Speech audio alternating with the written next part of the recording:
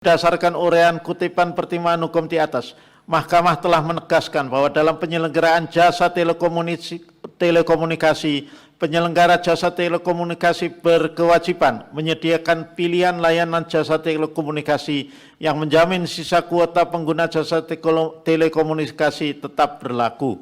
Penyediaan pilihan dimaksud merupakan konsekuensi dari hubungan hukum antara penyelenggara jasa telekomunikasi dan pengguna jasa telekomunikasi dilaksanakan dengan antara lain memperhatikan prinsip perlindungan konsumen. Dalam konteks demikian, negara inkasu pemerintah pusat berfungsi sebagai regulator yang berkewajiban membentuk kerangka pengaturan yang menjamin terciptanya keseimbangan antara kepentingan pengguna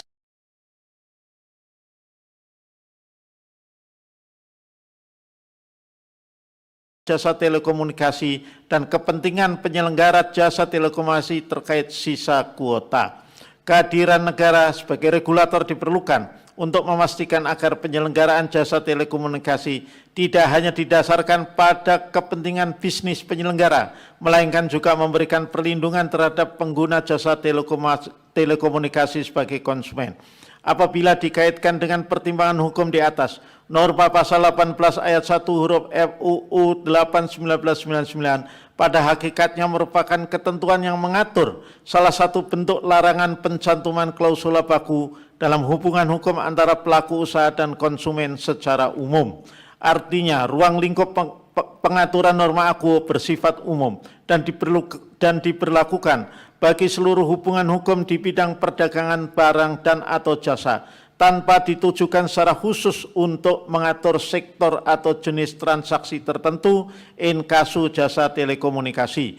Oleh karena itu, apabila Mahkamah memaknai norma AKUO sebagaimana yang dimohonkan para pemohon, yaitu dengan memasukkan secara eksplisit praktik penghapusan sisa kuota internet prabayar ke dalam rumusan larangan sebagaimana dimaksud dalam pasal 18 ayat 1 huruf F UU 8/1999, pemaknaan demikian justru berpotensi mempersempit cakupan norma yang semula berlaku secara umum menjadi hanya berorientasi pada untuk perlindungan atau konsumen pengguna jasa telekomunikasi. Selain itu, pengaturan mengenai penyediaan layanan jasa telekomunikasi, layanan atas sisa kuota milik pengguna, pasal 28 ayat 1 dalam pasal 71 angka 2 lampiran UU 6 2023 sebagaimana telah dimaknai oleh putusan Mahkamah Konstitusi nomor 273 PUU 23 Romawi 2025.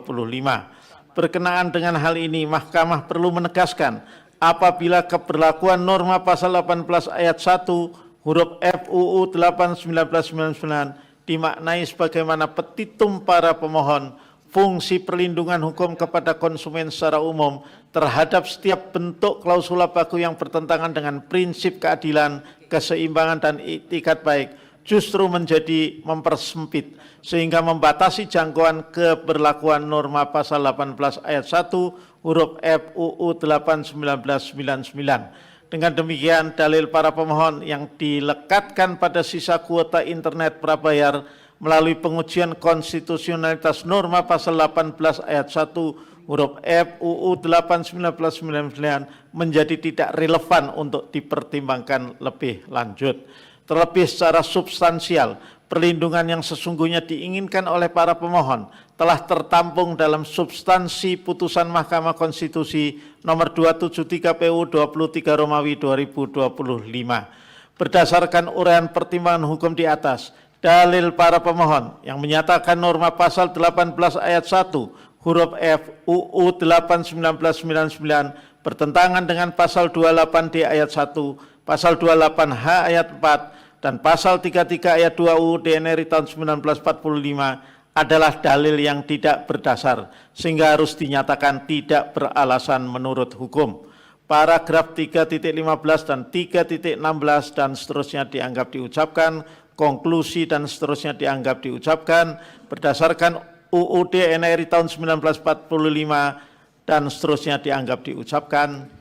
Amar putusan mengadili 1 menyatakan permohonan para pemohon sepanjang pengujian pasal 28 ayat 1 dalam pasal 71 angka 2 lampiran Undang-Undang nomor 6 tahun 2023 tentang penetapan peraturan pemerintah pengganti Undang-Undang Nomor 2 Tahun 2022 tentang Cipta Kerja menjadi undang-undang, Lembaran Negara Republik Indonesia tahun 2023 nomor 41, tambahan Lembaran Negara Republik Indonesia nomor 6856 tidak dapat diterima. 2. Menolak permohonan para pemohon untuk selain dan selebihnya. Demikian diputus dalam rapat permusyawaratan hakim oleh 9 hakim konstitusi, yaitu nama-nama hakim dianggap diucapkan pada hari Rabu tanggal 8 bulan Juli tahun 2026 yang diucapkan dalam sidang pleno Mahkamah Konstitusi terbuka untuk umum pada hari Kamis tanggal 23 bulan Juli tahun 2026 selesai diucapkan pukul 15:12 waktu Indonesia Barat oleh 9 hakim konstitusi tersebut di atas dengan dibantu oleh Imade Gede Widya Tanaya Kabinawa sebagai panitia pengganti serta dihadiri para pemohon dan atau kuasanya, Dewan Perwakilan Rakyat atau yang mewakili, dan Presiden atau yang mewakili. Demikian para pemohon, kemudian DPR dan Presiden atau kuasanya masing-masing termasuk para pihak terkait. Pengucapan ketetapan dan putusan sebanyak 20 permohonan. Untuk salinan putusan segera kami kirim atau kepanitiaan akan segera mengirim selambat-lambatnya 3 hari kerja setelah persidangan ini selesai, atau juga bisa setelah sidang ini selesai atau persidangan ini ditutup. Terima kasih. Untuk persidangan siang atau sore hari ini sidang selesai dan ditutup. Hadirin dimohon berdiri. Yang Mulia Majelis Hakim Konstitusi meninggalkan ruang persidangan. Download Tribun X sekarang. Menghadirkan lokal menjadi Indonesia.